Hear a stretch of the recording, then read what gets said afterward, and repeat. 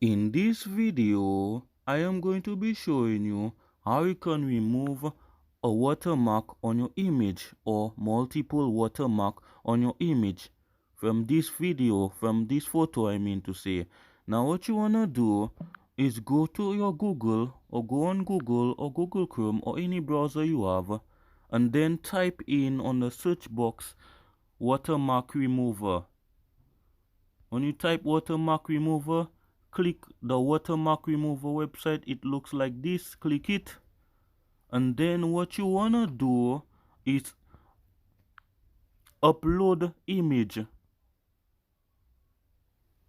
And then click on the image you want to remove the watermark on. Mine is going to be this one. Then what you have to do is you have to wait for it to load. Give it a couple of minutes, like a few minutes for it to load up, for it to remove the watermark for you. And then it will show you how the image is done. Then you want to go and click on download, so it will download the image for you, and then download the image on your phone or computer. And then go to gallery where your image is, or your video, image and videos, and then you want to click on the new image. And then you'd want to see if the watermark have removed.